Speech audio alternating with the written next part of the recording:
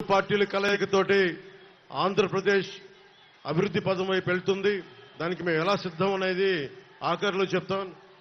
దానికంటే ముందు 2014లో పార్టీ ప్రారంభించినప్పటి నుంచి ఈ రోజు దాకా ఒక దశాబ్దం ఎంతో మంది వచ్చారు, పార్టీలు పెట్టడానికి ప్రయత్నం చేశారు, ఈ మధ్యన కూడా పెట్టారు. కానీ దశాబ్ద కాలంగా ఒక ఎమ్మెల్యే లేకుండా కేవలం మా ఆడపడుచులు ఇచ్చిన గుండెల్లో పెట్టుకున్న స్థానానికి మా జన సైనికులు అండగా ఉండి వారి స్ఫూర్తితోటే దశాబ్దం కాలం పార్టీని నడపగలిగే శక్తిని సంపాదించారు. ఇందాక దారిలో వస్తూ ఉంటే ఒక యువకుల సమూహం నాకు ప్లే కార్డు ఇచ్చారు. ఆ ప్లే కార్డు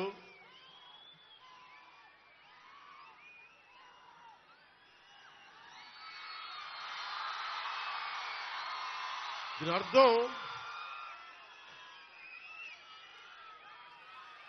మోకాళ్ళ మీద కూర్చో అంటే లొంగిపోవడం కంటే కూడా చచ్చిపోవడం మంచిదని.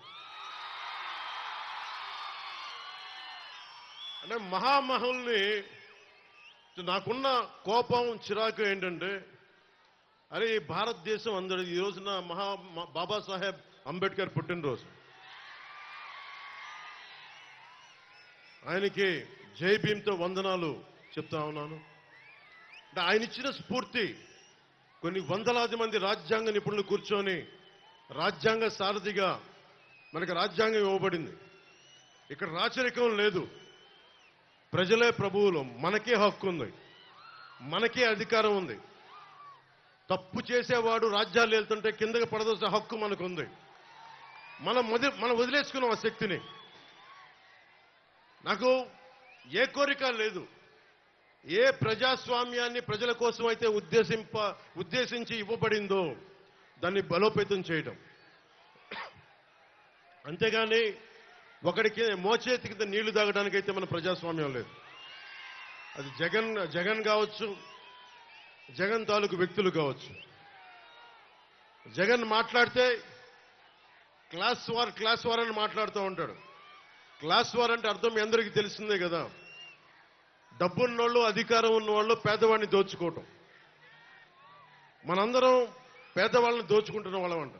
ఆయన ఒక్కతనే చాలా గొప్పగా పేదవాళ్ళకి అండగా ఉంటున్న వ్యక్తి.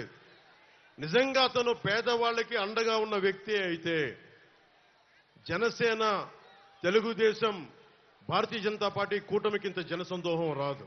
ఆ విషయం జగన్ తెలుసుకోవాలి. జగన్ వచ్చి రాగానే చేసింది 450 కోట్ల రూపాయలు మనకి సెస్ ఉంది, భవన నిర్మాణ కార్మికుల సంక్షేమ నిధి.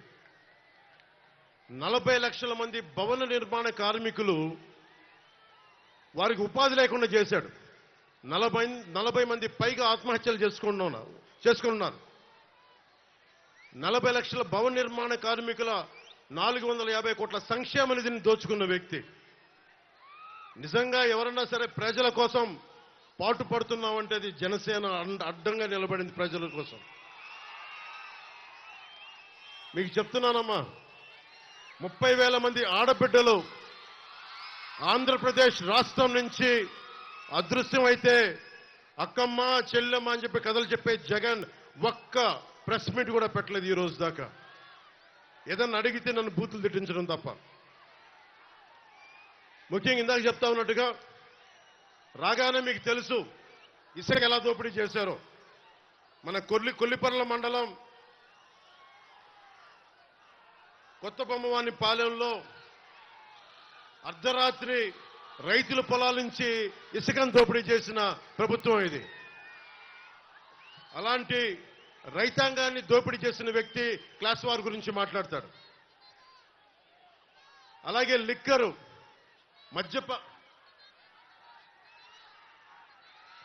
మద్యపాన నిషేధం, మద్యపానాన్ని నిషేధిస్తానన్న వ్యక్తి, ఆడబిడ్డలకి అండగా ఉంటానన్న వ్యక్తి, అతను సీఎం కాదు, సారా వ్యాపారి అయిపోయాడు. అతను సారా వ్యాపారి. 16 కంపెనీలు పెట్టి అందులో 3 కంపెనీలు తన సొంత మనుషులవే. అన్ని వాళ్ళ ఫ్యాక్టరీల్లో కల్తీ సారా కల్తీ మందులు కలిపి దానికి రకరకాల పేర్లు పెట్టి ఒక్కొక్కరు ఆరోగ్యాలు పాడైపోతా ఉన్నాయి. మనం ఏమైపోయామంటే మనందరం కూడా ఒక అబద్ధపు ప్రపంచంలో బతకాలని నిర్ణయించుకుంటా ఉన్నాం మనందరం.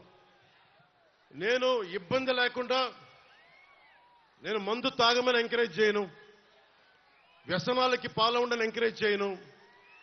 నెపోలియన్ చెప్పినట్టుగా యుద్ధాలకి సిగార్ల మీద ట్యాక్స్, బ్రాండీ మీద ట్యాక్సే నేను దేశాల మీద యుద్ధాలు చేయడానికి పనికొస్తుందని నెపోలియన్ చెప్పాడు. వ్యసనాల వల్లే ట్యాక్స్ వస్తూ ఉంది భారతదేశానికి కూడా. ఈ విధానంలో మనం కోరుకుంటుంది, మన ఎవరో పెద్దలు మాట్లాడుతూ ఉన్నారు, నేను కల్తీ మందు కాదు, కనీసం ఆరోగ్యం పాడవని మందన్నా కనీసం 10 సంవత్సరాల్లో పాడవలసింది, వీళ్ళ వల్ల సంవత్సరంలోనే పాడై